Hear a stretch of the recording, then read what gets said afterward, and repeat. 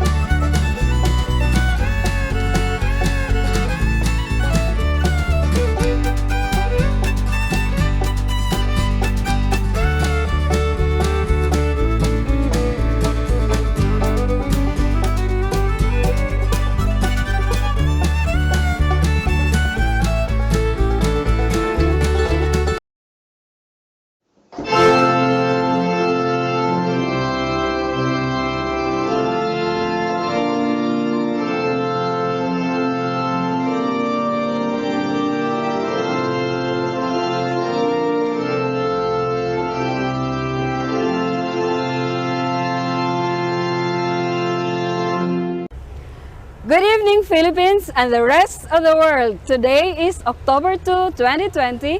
Thank God it's Friday. Let us welcome the weekends together with the religious men and women in the Philippines. I am Father Angel Cortez of the Order of Friars Minor. Join us tonight and be updated with the latest in the consecrated life, the church and society. I am Sister Happy Montecillo of the Daughters of St. Anne. We will be your companions in your new religious routine every Friday evening. We are the 8 p.m. Habits.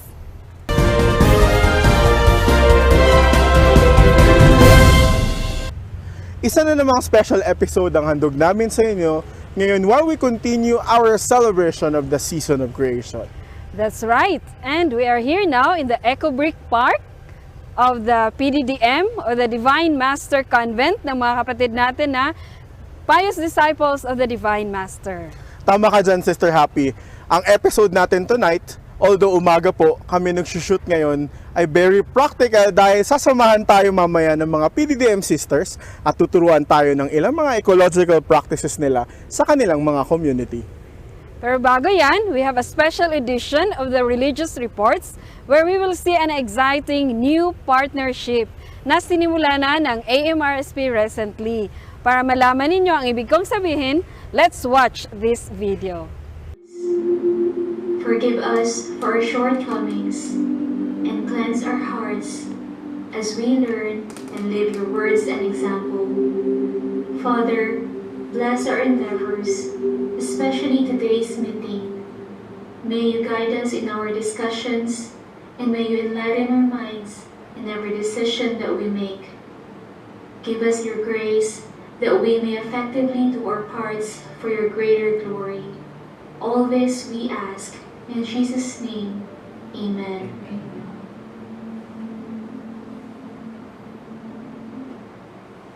In the name of the Father, Son, Holy Spirit. Amen. Now let's listen to the opening remarks of Sister Happy Montecillo.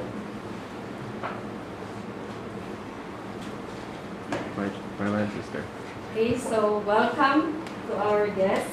Of course, it's nice to have Father Chelo and Sister Malin with us, and to Sir Orlando and Sir Raymond from Virgin. Thank you so much for coming.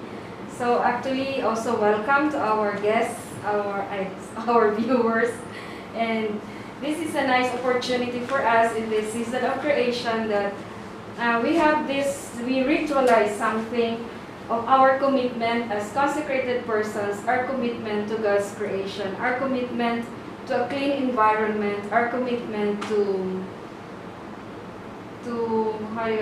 conserve energy, which also all of us will benefit for it. So today we are here in this signing of our MOA, our understanding, our agreement that we as consecrated persons, here represented by Father Chelo and Sister Malin, our co-chairpersons in AMRSP, that we commit ourselves to support and to care for God's creation. So we have this in celebration of this season of creation, and in line with the Laudato Si Revolution campaign, here we are in this MOA signing.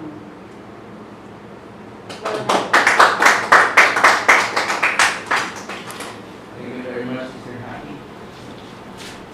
Now let's listen to Sir June Cruz, from a representative from WeGen.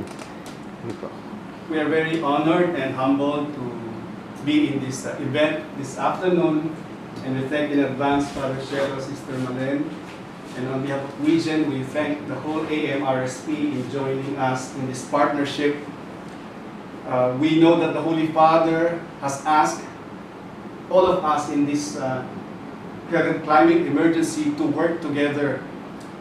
And in working together, Cardinal Parolin of the Vatican said that inasmuch as individual promises and nationally determined commitments are good, it is not enough. And that the need is really a responsible, unprecedented, collective response. And we believe that what we're doing today is to respond to that challenge. That with AMRSP, with the different religious organizations, and different dioceses for that matter, with WeGen, that we can come up with a very responsible and truly unprecedented collective response in order to respond to this climate emergency. Again, from WeGen, Laudato Si, our heartfelt gratitude. Thank you very much.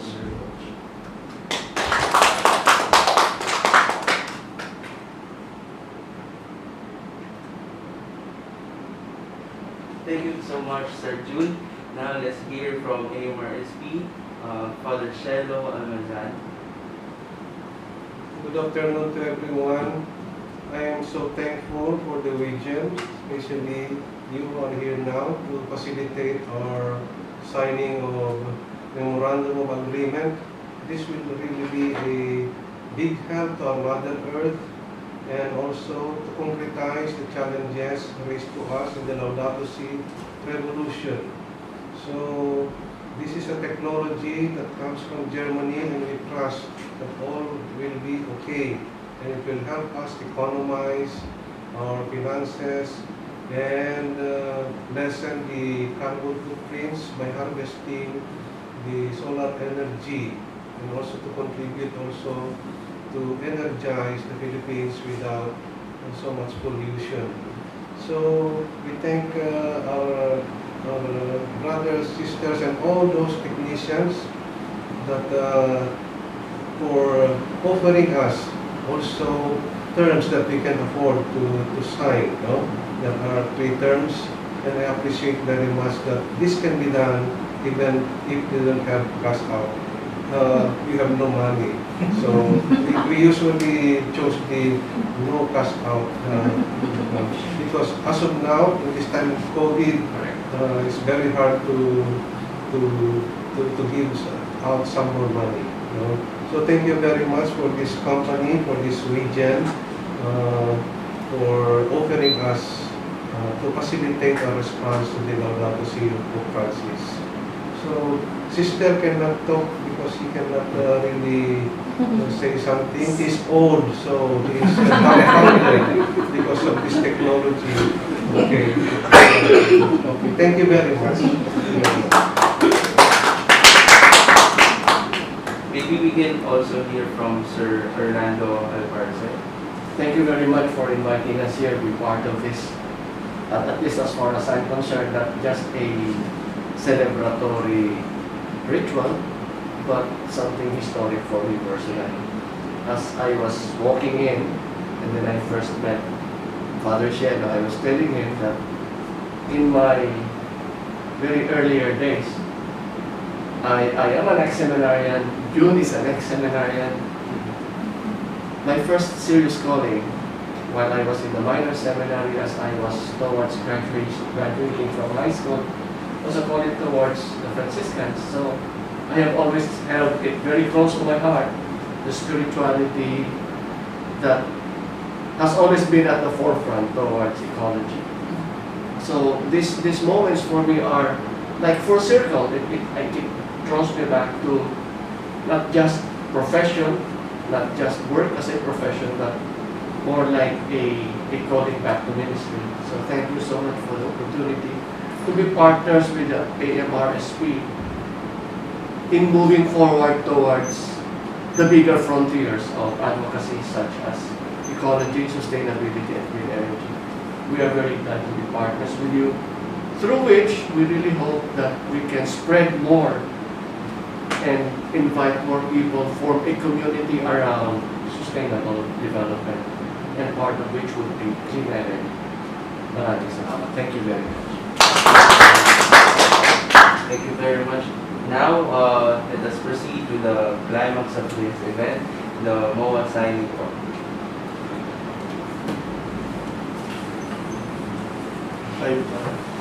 Our witnesses.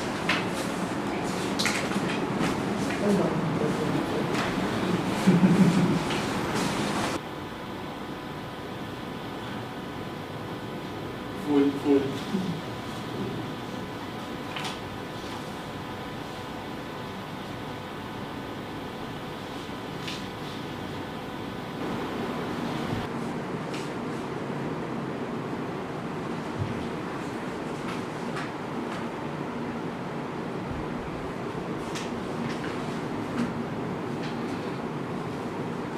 Jack, kunin mo.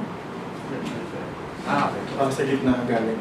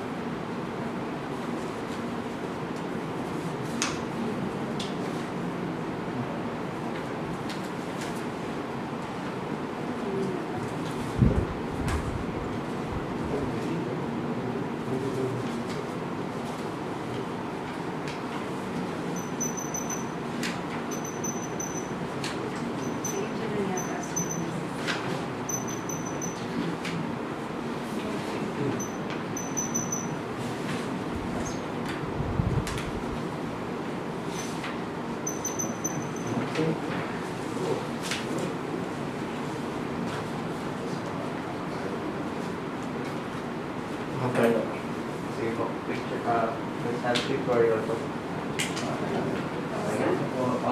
So, pick. 1, 2, 3. One more. Tapos kami po hihingi nila.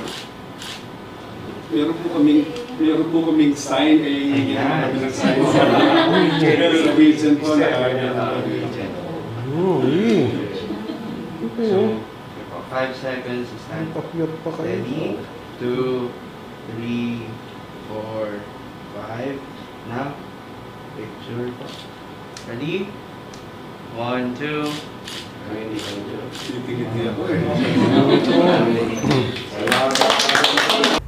Ayan, nakita na natin yung bagong partnership po between AMRSP and Wigen Energy Philippines.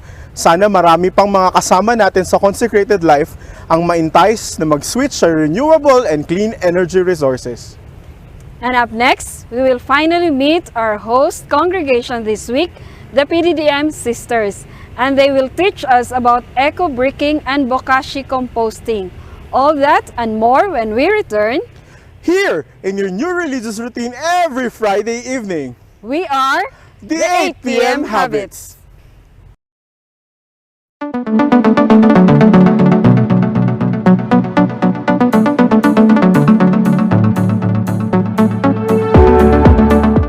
Nagbabalik po ang 8 p.m. Habits. And we are still on our special episode of the Season of Creation. Makakasama po natin si Sister Mary Delcanoy ng Pious Disciples of the Divine Master. Alam natin na ang PDDM ay sikat sa kanilang malikhaing paggawa ng mga liturgical vestments at sa kanilang liturgical environment. But this time, they will teach us how to make eco-brick. Yes, that's what Sister Mary Def will show us today of how to do this eco-bricking. But before that, Sister, I would like to ask po, what is the charism of your congregation? How did you come up with this eco-bricking, Sister? Okay. Our charism, we call it our threefold apostolate, but it's actually an integration of the three: liturgy, Eucharistic, and priestly apostolates. No? So this eco-bricking falls under the Eucharistic under our Eucharistic spirituality because of the social dimension of the Eucharist, no? And this eco-bricking is our way, a simple way of caring for the environment, no? As a moral response to our 9th General Chapter. Okay. A while ago, Sister, when you greeted us, when I asked you spontaneously, how did it start? You mentioned about General Chapter, Sister? Yes, for the first time, our sisters representatives all over the world, they discussed the JPIC, Justice, Peace, and Integrity of Creation. And that's why here in our local province, during our 3rd provincial chapter, we have this, we come up with these ways of how to care for the environment. And eco-bricking falls under recycling. Now, recycling is supposed to be the last resort in handling solid waste, no? Because if we faithfully practice this waste, so we can only have the other few plastics for eco-bricking, because recycling is not good. Actually, that's why here it's the last resort, no? Because sometimes when we recycle, we use natural resources to process again something, but it's not good for the environment. That's why eco-bricking is a good way of recycling. That's why because we don't need anymore to process it. We only have to use our manual resources, no? So before you will teach us how to make eco-brick, what are the materials that we need so our audience will know when they plan to make eco-brick? Okay, here our sisters in the formation, they will show you along the way as they demonstrate the steps, no? And first of all, when they enter, they will be given an eco-brick set, no? For them to because we wanted to inculcate in them this habit, no? Because taking care of the environment needs formation, needs it's habitual, because we wanted to form them into a environmental aware, conscious, and so that we can really live out the calls of the 9th General Chapter. So later they will explain to you and what will be the needed materials and how to make it. Okay, so let's start. Yes. Okay, so we'll start with Sister Novice Teresa from the mainland China. Ni hao. Hi, sister. So what are you going to show us? ECOBRICK is very easy. First, we gather clean and dry plastic like this. So clean and dry plastic. Yes. Okay. And postulant Jovi. So after that, we also use clean bottles, and then for us we use colored plastic as the base. We put it inside, but we use not yet shredded plastic. So you put it inside? Yes, we put it inside without cutting it. Yes, and then spread it at the bottom of the plastic, since the plastic has gaps, so that it will fill in the gaps. Then So what kinds of bottles do you use? Only soft drinks or size? other We bottles? can use small bottles also. Okay. Different bottles, different sizes.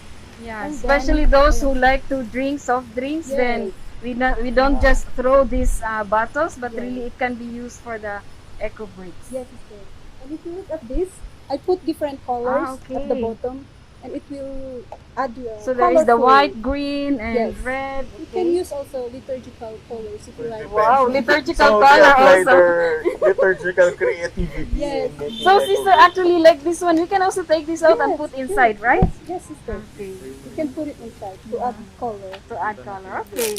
You can So do this is the second step actually. Ideally, you can use the same bottle so that it's easy for you to create something. Okay, that's good. Thank you, sister. And then what is the next step? Next step, postulant Elaine will help us explain the next step. Hello, sister. Hello, father. Yes. So yung susunod po na step is to cut the plastic. So we need to cut it finely so that it's easy for us to put inside the bottle.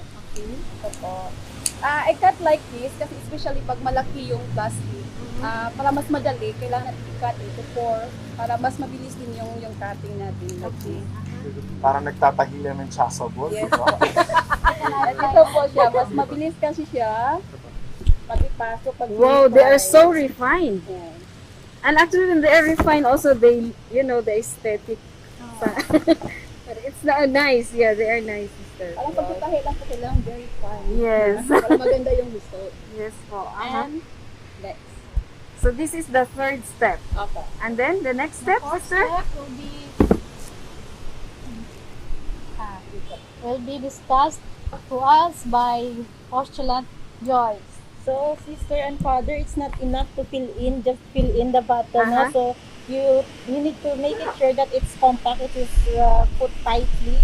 So, like this one, you think it's already full, but when you push it, it will still give you space, and this space, if it's not that big, you can just use uncut plastic, soft plastic to fill it in. And this plastic is not just only to fill in, but it helps to press it tightly because it's wide, and then you can use it. You want to try this first? Yes, I want to try. You want to try? Yes. And you can feel it, it's still have space. So that means it's already full, really? Not yet, sister. I use it. No, I mean, yeah, see it. So kailangan walang space na maiwan. Yes, father, you have to really feel it, and there's an ideal weight for like for this one, like 2.0 liter. There will be like 500 grams. Yan, sa mga walang expression ng kanilang galit, dito nyo pwede yes, gawin. father, this is Habang galit kayo sa kumbento, pwede nyo ipasok yung plastic. Good release. Yes, father, you're right. sorry. Okay. Now I know why are you introducing it to the formation community. It's a good release. Yes. In a good release. Wow. Positive And then release. this is the fourth, right? So, and this then is the fifth. Step 5, sister. Good morning po. Morning. So, this is the Naimbag step na 5. Aldaw? Agsapa po. Oo, Ilocano. Yes, Father. So, this is our, we can use different kinds of bottles here, different sizes. And the ideal weight of the size of the bottles, we will times it by 0.33. So, for example, this one is 1,500. The weight, the weight should be 500 grams. So, be sure that the EcoBricks here are all squeezed or compact. So you mean you fill this bottle with plastic and then after that you weigh it? Yes, So sister. meaning if it is still lacking to that ideal weight, you have to add Yeah, more you need to plastic. add more. You need to squeeze more, sister. So the heavier the better. Yes, Father. That's why the 1.5 liter should be 500 grams. Yes, Father. See? Double purpose so kung use sa dumbbells. Build muscle. Mas tulad. So after this step, are there still others? Yeah, the basic here is the formula. The number, the size of your bottle is equal to times 0.33. So that's the basic formula. Any bottle can do. So for the last step, we have Novice Lala from the Pacific. So explain to us how to, for the last time, how to The make last use step, of no? The yeah. last step. Okay? Salamat po. The last step is celebrate your EcoBricks when the EcoBricks is ready. And you can see here around there are different ways of how to form a bottle of EcoBricks, and it's up to your creativities. As I mentioned before, you can use different size, different, for example, bigger one or a smaller one, and then you use this one. Screw tab. What is that, sister? To Screw attach tab. one bottle to And, another? Yes, it's up to your And you can make form. You make form as either square or a circle. And of course, you may make a Christmas tree out Wow. from EcoBricks, and it's up to your creativities. You can So you in can that do Christmas tree, sister, we need plenty of plastics. as But much as you can. And it will take, I think, a year, sister. I think so. So after that one, you may display. You can see around Yeah, this, like either what like we use this when we or see around. decorate your garden, or you may make a furniture out of it, a chair or a cushion or a bed. Yeah, out of the EcoBricks. So for us, EcoBricks is very easy and it's very helpful. Thank you. Yes, Thank you, so sister. you see, part of the formation is already Yes. how to, what I wanted to say is that part of the formation, eco-bricking is part of the formation, but it's not only eco-bricking, it's actually to be concerned of the environment. Yes. So, So sister, actually before we make this one, we make use of our plastics. We make altar of repose and crib also before we make them here. Before we up them here. see? So we gather some, so we make it an altar of repose and crib. No? Wow. So that's why it's up to your creativity, no? Because eco-bricking is really important, no? So that we will not just throw away our plastics in the dump sites, and then they will just and then in the dump sites you will just burn it, and what would be the negative impacts of these plastics? No, it will create more harm to the environment. No? What do you think is the effect of this eco-bricking, eco-brick making in your province in general?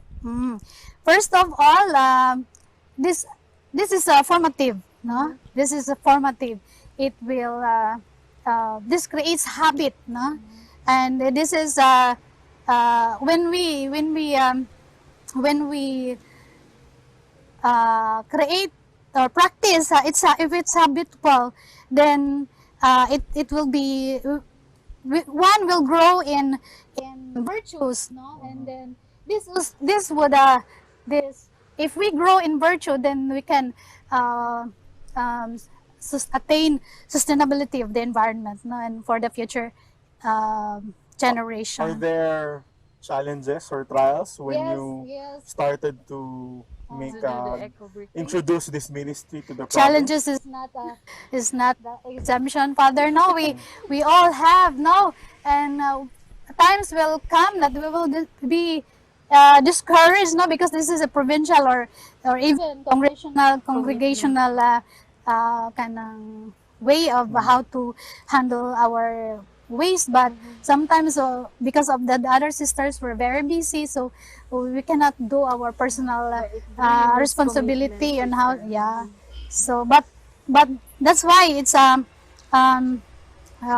to say, yung it's a personal commitment, no, to have. First of all, we hear Pope Francis that it needs ecological conversion first before we can do something for the environment. Wow, this is just eco-bricking, sister, and I heard that you also do other things, like what is the Yeah. term of that? Bokashi. Bokashi. So- Akala ko sushi, sister, but it's Oh, bokashi. the same, no, the same. It's a Japanese So you term, will no. show us also that you will show to us Yes, later. about this Okay. bokashi. But can we talk it here now, the bokashi? I think Or so. here, there. I So think we need to go we'll invite to, you. Yes. We'll invite you to the other To the portion other- of our convent so that we can also have a tour in our small area. Wow. Okay. There you go. They just introduced eco-bricking, eco-brick making, and for the second part of our encounter with the PDDM sisters, they will teach us how to make bokashi. Nagbabalik po tayo sa ikalawang segment ng ating pagbisita sa mga PDDM sisters dito sa Antipolo. At kanina po ay tinuruan nila tayo kung paano gumawa ng eco-brick.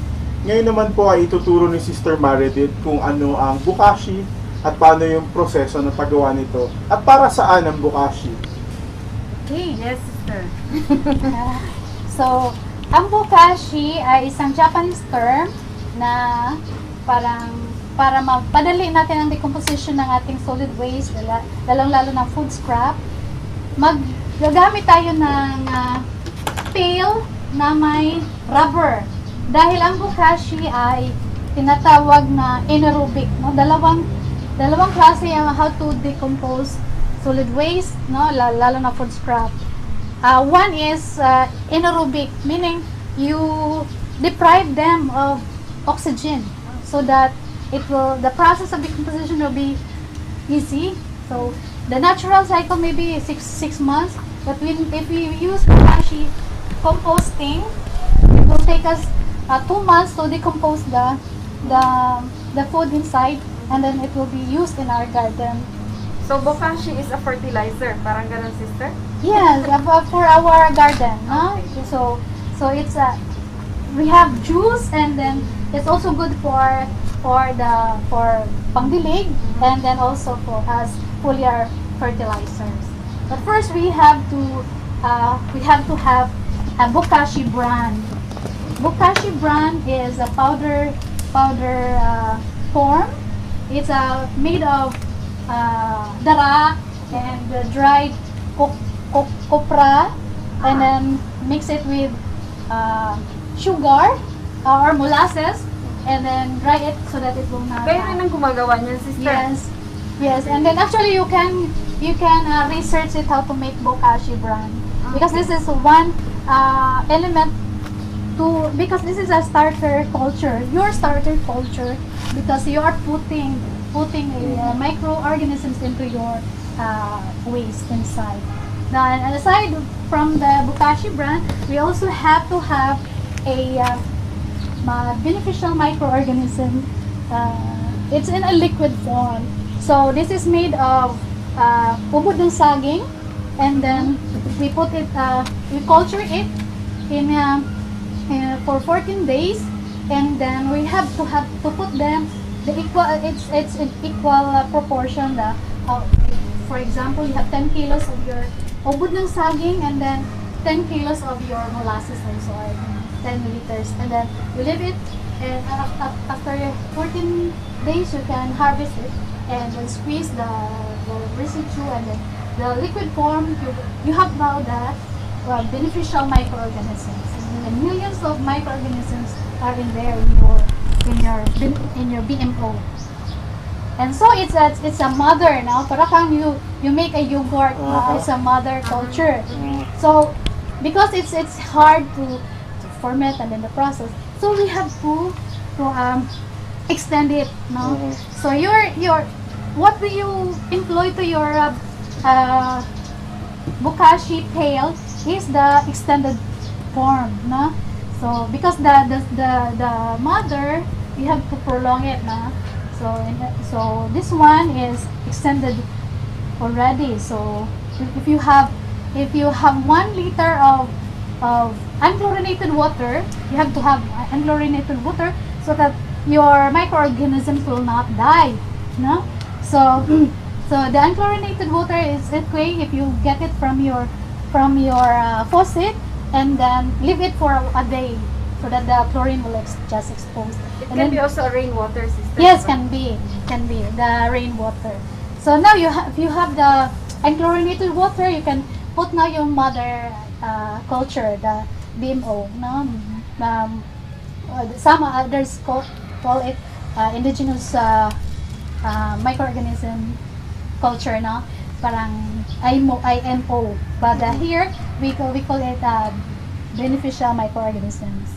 So now we have the solid waste, no? From our kitchen. Anong laman yan, sister? It's a food scrap and food. From the kitchen. Yes, from the kitchen. We have here different kinds of scrap, no? Food scrap. And you know, sister and father, our solid waste is the number one pressing issues in the Philippines, and in fact all over the world, no? And then that's why we need to, if we know how to compose things, it's also good for our garden, no? So if we will have an organic vegetables now later. And so how to apply the brand and the BMOE here. So we put a scoop of bokashi brand at the bottom, and also the BMOE. Just sprinkle it, no, and then put may measurement ba yan, sister? No need to measure, sister. Okay. Lagay lang ng lagay. Yeah. What is important here that you mauubos ka agad. What is important that you have parang starter culture, no? So that pero ito mga tira-tira na to, ito yung mga biodegradable, yes, no? all kasi here. usually we separate the non, balat ng sibuyas, lahat ng biodegradable, pati yung mga tirang kanin. Even you can also put your cardboards, your papers here. Ito rin, sister, di ba? Ano din? Can be, but we will give it to the pigs. Okay. So our organic pigs. Okay. So make sure that you have your BMOE and your brand, and then the ideal length of that before you were making lasagna. So parang layer. That's the ideal, no? 3 inches you can do, and then you put this kind. The mixture. Okay. And then hanggang mapuno siya. And then so meaning, sister, eto ganito nasa kusina, tapos bago this one lagyan ng mga ganito. Our sisters and our 4 months, they knew how to take the where to get the pails, and then all this one. We're all tapos pag puno na, sister, do you need to squeeze? Oh yeah, we have to squeeze this one so that there will be no oxygen. Okay. So, kasi ang crucial ito pag may hangin, meron siyang mga maggots na makapasok. That's why we have to have a rubber lid. So, gano'n naman katagal natin i-stock yan, sister, bago maging bukas? Good question, Father. This is for 14 days. We will let it ferment for 14 days. And within that 14 days, you can harvest your bokashi juice. Ganito na. So this one na.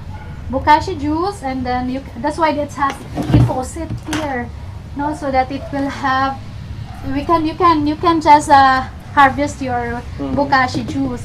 And then your bokashi juice, so that it will not have a foul odor, you can put molasses, agricultural molasses. Not the baking molasses because it's very expensive. But the agricultural molasses, you can buy it in a cheap price. So ano naman po ang purpose ng bokashi? Saan ito pwedeng gamitin? Ano yung naitutulong niya pagdating sa, sabi nyo kanina, no, parang fertilizer? Yes. So, This one, further inside, the solid form, we will baon it. No, we make what to say? Ibaon, no? And then it's good to cover it with soil so that it will not have a foul odor. And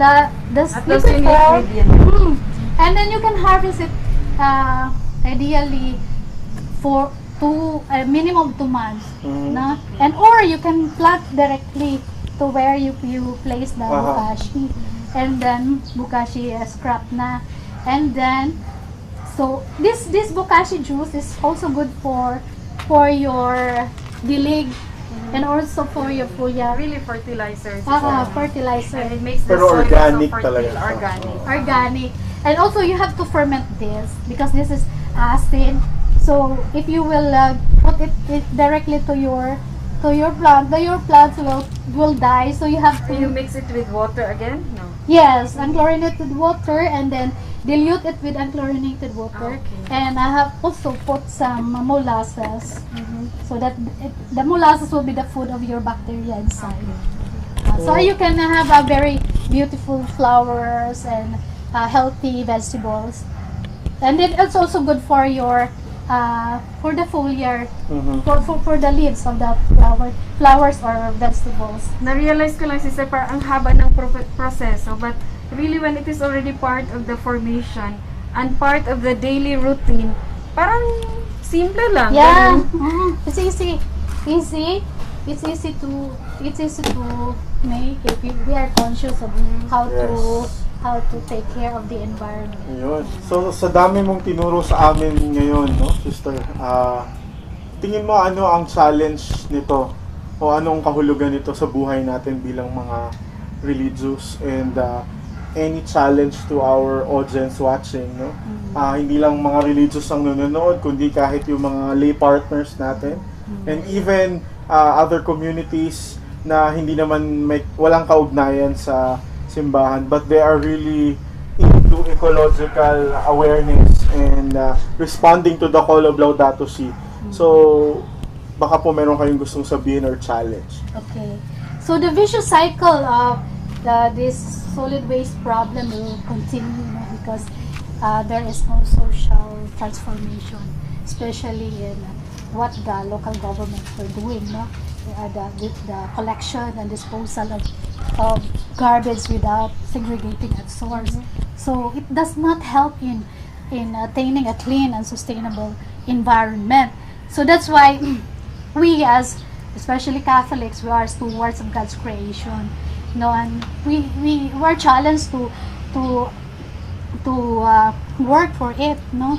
And first of all, in the Genesis story, God empowers us to, yes, you can dominate the world. That we remember that God put limits, no. Yes, you can do, but you dominate, no, the world. But God said, except that garden, no, that tree in the garden, meaning we cannot just destroy creation, no. We have limit. That's why we have to rediscover our value, our vocation as towards God's creation, no. And as what Pope Francis said, no, that these ecological issues, no, especially in solid waste problem, is a moral issue. Yes. And so we are challenged as God's co-creators to work for the betterment of the society, and to also to counter this culture of waste, which Pope Francis called the throwaway culture, no? And hopefully we can cultivate a culture that heals, and hopefully these simple advocacies that we have we can also contribute to that bigger view. So this is really the ecological conversion in action. Hopefully, the reality. So we will show you one part. Go, my dear brothers and sisters. We have Sister Marie from the Pious Disciples of the Divine Master. And we also thank Sister Mary Anthony, their provincial, for allowing us to feature their ecological ministry. And as she said, you will also see the other side of their ecological ministry as you stay put for this 8 p.m. habits. So thank you, Sister Marie. So sister, nabanggit mo kanina na may dalawang klase ng composting, and sabi mo ipapakita mo itong isang klase, yung kanina ang tawag natin doon? Anaerobic. Ito ay oxygen. Ito naman is aerobic, meaning we have to have sunlight, air, and water here. So it's so that the decomposition process will go on. So this also where our bokashi goes, so that it will become the starter culture of our shredded leaves. No? So paano po yung process nito? So we cut this, the twigs, the leaves, everything. You can put it here, and then the branches. If it's 1 inch diameter, so you can cut it here. No? So now we have. Kagaya nito, sister. Yes. So dito. But we have to have. We will remove the. We will remove the other sides, so that it will be. It can fit here. Okay. So for the twigs here, and then for the leaves in this panel. No? So sinabi mo, sister, mas maganda pag presko pa. Yes, because it's easier. It's easy. And green leaves are very rich in nitrogen. Okay. And the brown leaves are rich in carbon. Carbon also. If it's good composition for our composting. And we have the bokashi, so it will decompose easily. So here we have here the how to say this one? Compost. So compost already, and it's ongoing. It will age, and then if it's you can sense that it's ready to be applied to your plants, because it will not if you feel it's not hot anymore, because the nitrogen and the carbon will make your compost. Ilang days po yun, sister? This one is natural. This is aerobic, so maybe 4 to 5 to 6 months, so we can harvest it. Pero kailan naman, sister, kasi hindi naman maamoy, di po ba? It will after few months, the amoy of the bokashi, it will go away, no, after, because of the presence of the nitrogen in there. So this will not have a foul odor in there. Okay. Salamat. Maraming salamat, Sister Meredith. Okay. Really, Thank you. Happy to share it's also encouraging na, yeah, it's possible. We need to invest, but we invest for something good. And it's possible. For the common good, and Yes. for the future generation. Thank you, sister. Okay.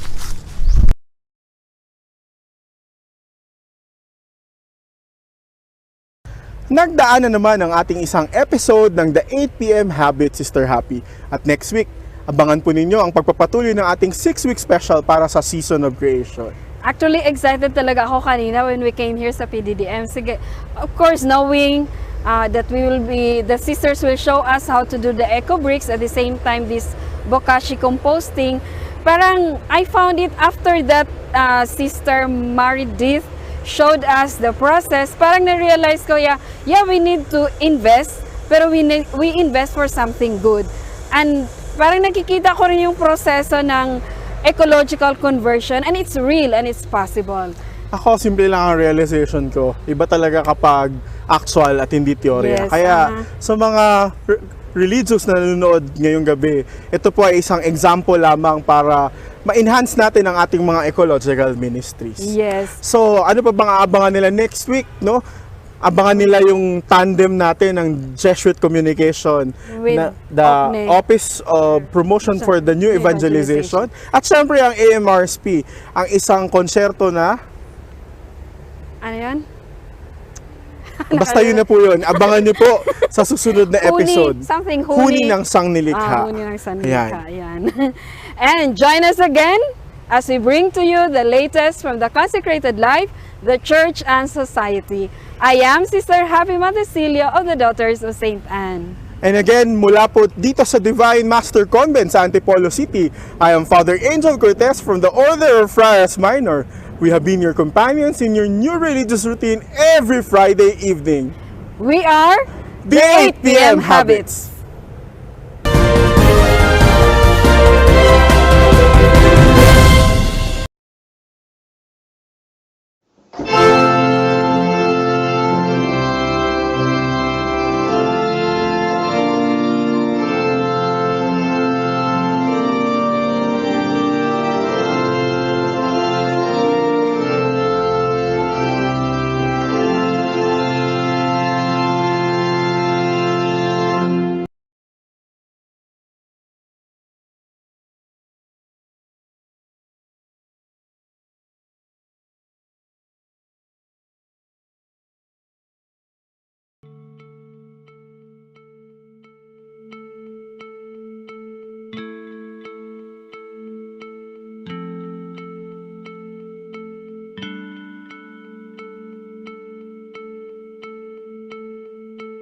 Tacloban, a town left completely flattened. All storms.